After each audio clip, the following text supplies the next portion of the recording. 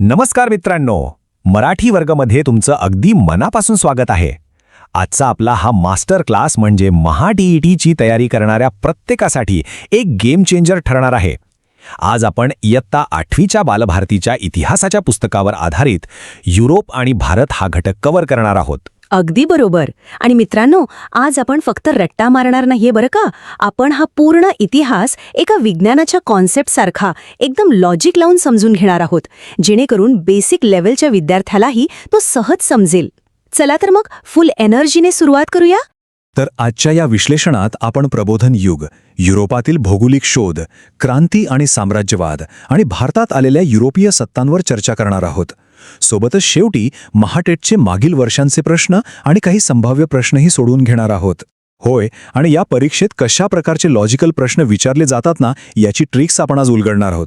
बरं, एक महत्त्वाची गोष्ट, या क्लासच्या इम्पॉर्टंट PDF नोट्स आणि क्विजची लिंक खाली डिस्क्रिप्शनमध्ये दिली आहे, ती नक्की चेक करा. चला तर मग आपला पहिला टॉपिक सुरू करूया, प्रबोधन आणि वैचारिक क्रांती. मित्रांनो, 13वे ते 16वे शतक हा काळ युरोपच्या इतिहासात आधुनिक युगाचा पाया मानला जातो. पण हे प्रबोधन म्हणजे नक्की काय बरं? मुख्य शिक्षक, प्रबोधन युग म्हणजेच रेनेसान्स ही कॉन्सेप्ट समजण्यासाठी आपण एक सायन्सचा फॉर्म्युला वापरूया. जुन्या अंधश्रद्धा आणि धार्मिक कर्मकांडे मायनस करा आणि त्यात स्वतःचा स्वतंत्र विचार आणि मानवतावाद ॲड करा, म्हणजेच प्रबोधन. सहशिक्षक, क्या बात आहे. म्हणजे माणसाने प्रत्येक गोष्टीकडे बघण्याचा दृष्टिकोन बदलला. फक्त डोळे झाकून विश्वास ठेवण्यापेक्षा स्वतःच्या बुद्धीचा वापर सुरू केला. यालाच आपण वैचारिक क्रांती म्हणतो, राईट? अगदी 100%. आणि याच बदलामुळे युरोपमध्ये कला आणि विज्ञानाचा प्रचंड वेगाने विकास झाला. आता प्रबोधन काळातील टॅलेंटची बात निघालीच आहे, तर लिओनार्दो द विंची या महान माणसाला कसा विसरून चालेल. खरंच काय भन्नाट टॅलेंट होतं या माणसाकडे. नक्कीच. ते फक्त चित्रकार नव्हते, तर शिल्पकला, स्थापत्य, गणित, इंजिनिअरिंग, संगीत अशा सगळ्याच क्षेत्रांत ते मास्टर होते. प्रबोधन काळातील मल्टीडिसिप्लिनरी जीनियस म्हणजे काय, याचं ते एक जिवंत उदाहरण आहेत. पण सर, इथे एक प्रश्न पडतो, हा असा प्रगत होत चाललेला युरोप आपल्या भारताशी कसा काय जोडला गेला? हे भौगोलिक शोध लागले तरी कसे? हाच तर खरा टर्निंग पॉइंट आहे आणि महा-टी-ई-टी परीक्षेत यावर हमखास प्रश्न विचारले जातात. चला, हे भौगोलिक शोध एका सोप्या टाईमलाईनच्या मदतीने समजून घेऊया. मुख्य शिक्षक, मित्रांनो, ही टाइमलाईन तुमच्यासाठी एक परफेक्ट चीटशीट आहे बरं का. 1453 मध्ये ऑटोमन तुर्कांनी बायझंटाईन साम्राज्याची राजधानी जिंकली आणि युरोपचा आशियाकडे येणारा रस्ताच ब्लॉक झाला. त्यामुळे युरोपला भारताकडे येणारे नवीन जलमार्ग शोधणं भाग पडलं. सहशिक्षक, बरोबर. आणि मग 1487 मध्ये बार्थोलोम्यू डायस आफ्रिकेच्या दक्षिण टोकाला पोहोचला. पुढे 1492 मध्ये कोलंबस भारताला शोधायला निघाला आणि चुकून अमेरिकेला जाऊन पोहोचला. मुख्य शिक्षक, आता तुमच्यासाठी एक प्रश्न. 1453 मध्ये तुर्कांनी जे शहर जिंकले त्याचं नाव काय होते? चला पटकन तुमचं उत्तर कमेंट बॉक्समध्ये लिहा. बघूया किती जणांची मेमरी शार्प आहे. मुख्य शिक्षक, या भौगोलिक शोधानंतर युरोपमध्ये क्रांती आणि साम्राज्यवादाचा एक नवीन वादळ आलं. या काळात जगातलं राजकारण आणि अर्थव्यवस्था अक्षरशः मुळापासून बदलली. सहशिक्षक, इथे आपल्याला 2 मोठ्या क्रांती समजून घ्यायच्या आहेत, अमेरिकन स्वातंत्र्ययुद्ध आणि फ्रेंच राज्यक्रांती. या दोन्हीमध्ये खूप मोठा फरक आहे. होय, इंग्लंडच्या जाचकटींविरुद्ध जॉर्ज वॉशिंग्टन यांच्या नेतृत्वाखाली अमेरिकेनं लढा दिला आणि स्वतःची लोकशाही आणि लिखित राज्यघटना स्थापन केली. तर दुसरीकडे 1789 मध्ये फ्रान्सच्या जनतेनं अन्यायी राजेशाहीविरुद्ध उठाव केला. फ्रान्सने जगाला स्वातंत्र्य, समता आणि बंधुता ही अत्यंत महत्त्वाची मूल्य दिली. टी-ई-टी परीक्षेत या मूल्यांवर नेहमी फोकस असतो, त्यामुळे हे पक्क लक्षात ठेवा. मुख्य शिक्षक, आता हा सिक्वेन्स बघा. हा इतिहासाचा एक सायंटिफिक कॉज अँड इफेक्ट फॉर्म्युलाच आहे, राईट? इंग्लंडमध्ये औद्योगिक क्रांती झाली, मशिनरी आली, त्यामुळे उत्पादन अफाट वाढलं. अगदी बरोबर. आता एवढा माल विकायचा तर नवीन बाजारपेठ आणि कच्चा माल लागणार. यातून व्यापाऱ्यांकडे प्रचंड पैसा आला, ज्याला आपण भांडवलशाही म्हणतो. आपला माल विकण्यासाठी त्यांनी दुसऱ्या देशांच्या जमिनी बळकावल्या, तिथे वसाहती स्थापन केल्या, म्हणजेच वसाहतवाद सुरू झाला. आणि जेव्हा याच प्रगत देशांनी अविकसित देशांवर पूर्ण राजकीय ताबा मिळवला, तेव्हा त्यातून साम्राज्यवाद जन्माला आला. मशीन ते साम्राज्यवाद ही पूर्ण चेन लक्षात ठेवा. मित्रांनो, एक छोटासा स्टडी ब्रेक. तुमची महा-टी-ई-टीची तयारी अजून सुपरचार्ज करण्यासाठी तुम्ही मराठी वर्ग चॅनलची मेंबरशिप जॉईन करू शकता. ही मेंबरशिप फक्त ₹59 आणि 119 मध्ये उपलब्ध आहे. चेकआउट नक्की करा. आणि हो, आपल्या इतिहासाच्या यापूर्वीच्या सर्व व्हिडिओजची पूर्ण प्लेलिस्टची लिंक खाली डिस्क्रिप्शनमध्ये दिली आहे, ती पण नक्की चेक करा. मुख्य शिक्षक, चला ब्रेक संपला, आता परत आपल्या विषयाकडे येऊया. हा युरोपातील साम्राज्यवाद प्रत्यक्षात आपल्या भारतात कसा पोहोचला आणि ब्रिटिशांनी इथे पाय कसे रोवले हे आपण आता बघणार आहोत. मुख्य शिक्षक, हा टप्पा खूप क्रुशियल आहे. इसवी सन 1600 मध्ये ब्रिटिश ईस्ट इंडिया कंपनीची स्थापना झाली. त्यांनी जहांगीर बादशहाकडून परवानगी मिळवून सुरतमध्ये पहिली वखार टाकली आणि मग व्यापाराच्या स्पर्धेतून इंग्रज आणि फ्रेंचांमध्ये जी 3 मोठी युद्धे झाली त्यांना आपण कर्नाटक युद्धे म्हणतो. यात इंग्रजांनी फ्रेंचांना हरवलं. एक्झॅक्टली. आणि पुढे 1756 मध्ये सिराजुद्दौला बंगालचा नवाब बनला.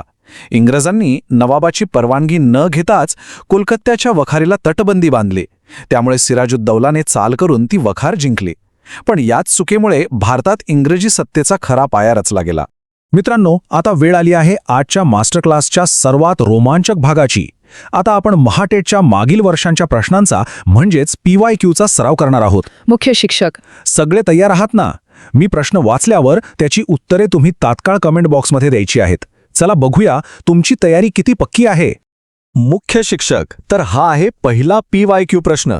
इसवी सन 1453 मध्ये ऑटोमन तुर्कांनी कोणते शहर जिंकून घेतले ज्यामुळे युरोपला आशियाकडे जाण्यासाठी नवा मार्ग शोधणे भाग पडले? चला पटकन तुमची उत्तरे कमेंट बॉक्समध्ये टाईप करा. मघाशीच आपण यावर चर्चा केली होती. सहशिक्षक, आणि या प्रश्नाचं अगदी अचूक उत्तर आहे कॉन्स्टँटिनोपल, ज्याला आज आपण इस्तंबुल या नावाने ओळखतो. बरोबर, हाच तो रस्ता होता जो ब्लॉक झाल्यामुळे युरोपीय देशांना भारताकडे येण्याचे समुद्राचे नवीन मार्ग शोधावे लागले आणि तिथूनच सगळा खेळ बदलला. मुख्य शिक्षक, वळूया दुसऱ्या प्रश्नाकडे. 1498 मध्ये कोणता पोर्तुगीज खलाशी भारताच्या पश्चिम किनाऱ्यावरील कालिकत बंदरात येऊन पोहोचला? मित्रांनो, हा खूपच महत्त्वाचा प्रश्न आहे. सर्वांनी खाली कमेंट्समध्ये उत्तर द्यायचं आहे. सहशिक्षक, या प्रश्नाचं बरोबर उत्तर आहे वास्को द गामा. मुख्य शिक्षक, परफेक्ट. वास्को द गामा आफ्रिकेला वळसा घालून भारतात आला आणि खऱ्या अर्थाने युरोप व आशियामधला नवा व्यापार सुरू झाला. TET परीक्षेत हा हक्काचा 1 मार्क देऊन जाणारा प्रश्न आहे. मुख्य शिक्षक, आता पुढचे 3 प्रश्न आपण थोडे रॅपिड फायर पद्धतीने घेऊया. प्रश्न तिसरा, अमेरिकन स्वातंत्र्य युद्धाचे नेतृत्व कोणी केले? उत्तर आहे जॉर्ज वॉशिंग्टन. प्रश्न चौथा, फ्रेंच राज्यक्रांतीने कोणती मूल्य दिली? उत्तर आहे स्वातंत्र्य, समता आणि बंधुता. आणि प्रश्न पाचवा, इंग्रज आणि फ्रेंच यांच्यात भारतात किती कर्नाटक युद्ध झाली? सहशिक्षक, उत्तर आहे 3. आणि या 3 युद्धानंतर इंग्रजांसमोर भारतात कोणीही तगडा युरोपीय स्पर्धक उरला नाही. या PYQs वरून तुम्हाला परीक्षेच्या पॅटर्नचा चांगलाच अंदाज आला असेल. मुख्य शिक्षक, मागील वर्षाचे प्रश्न तर आपण कव्हर केले, पण आता लॉजिकल आणि सायंटिफिक विचार करून काही संभाव्य प्रश्न किंवा गेस क्वेश्चन्स बघूया. हे थेट तुमच्या कॉन्सेप्ट क्लिअरन्सवर आधारित असतात. हे एक हायर लेवल प्रश्न आहे. युरोपातील औद्योगिक क्रांतीमुळे थेट साम्राज्यवाद कसा उदयास आला? मगाशी जो आपण सायन्सचा कॉज अँड इफेक्ट फॉर्म्युला बघितला तो इथे कसा लागू होतो ते सांगा बरं. मुख्य शिक्षक, याचं उत्तर अगदी लॉजिकल आहे. कारखान्यांमुळे प्रचंड उत्पादन होऊ लागलं. आता तो माल विकण्यासाठी नवीन बाजारपेठा आणि नवीन माल बनवण्यासाठी स्वस्त कच्चा माल पाहिजे होता. याच गरजेतून प्रगत देशांनी दुसऱ्या देशांवर कब्जा मिळवला. म्हणजेच भांडवलशाहीतून थेट वसाहतवाद आणि साम्राज्यवाद जन्माला आला. मुख्य शिक्षक, आता शेवटचे 2 संभाव्य प्रश्न. ब्रिटिश ईस्ट इंडिया कंपनीची स्थापना कोणत्या वर्षी झाली? उत्तर एकदम सोपं आहे, इसवी सन 1600. आणि शेवटचा प्रश्न, सिराजुद्दौलाने कोलकात्याच्या वखारीवर हल्ला का केला? सहशिक्षक, याचं कारण म्हणजे इंग्रजांनी नवाबाची म्हणजे सिराजुद्दौलाची कोणतीही परवानगी न घेता त्यांच्या व्यापारी वखारीभोवती बेकायदेशीर तटबंदी बांधली होती. याच राजकीय चुकीमुळे बंगालमध्ये संघर्षाला सुरुवात झाली. मुख्य शिक्षक, आजच्या या संपूर्ण विश्लेषणावरून एक गोष्ट नक्कीच क्लिअर होते की इतिहास म्हणजे फक्त तारखा पाठांतर करणे नाही, तर ते कारण आणि परिणामांचे एक शास्त्र आहे. या पद्धतीने लॉजिक लावून अभ्यास केला तर महाटेटमध्ये तुम्हाला पैकीच्या पैकी गुण नक्कीच मिळतील. 100% सर. मित्रांनो, तुम्हाला आजचा हा क्लास कसा वाटला ते कमेंट्समध्ये नक्की सांगा. आपल्या मराठी वर्ग या यूट्यूब चॅनलला नक्की लाईक, शेअर आणि सबस्क्राईब करा. तसेच आपल्या व्हॉट्सॲप आणि टेलिग्राम प्लॅटफॉर्मला जॉईन करण्यासाठी लिंक्स डिस्क्रिप्शनमध्ये दिल्या आहेत, त्यावर क्लिक करून नक्की जॉईन व्हा. मुख्य शिक्षक, आणि जाता जाता तुमच्या सर्वांसाठी एक अत्यंत महत्त्वाची सूचना. If you want to join our premium Telegram channel, including daily YouTube video, PDF notes, quiz links, 89 rupees per month, check out link in the description. पुन्हा भेटूया अशाच एका नव्या मास्टर क्लासमध्ये.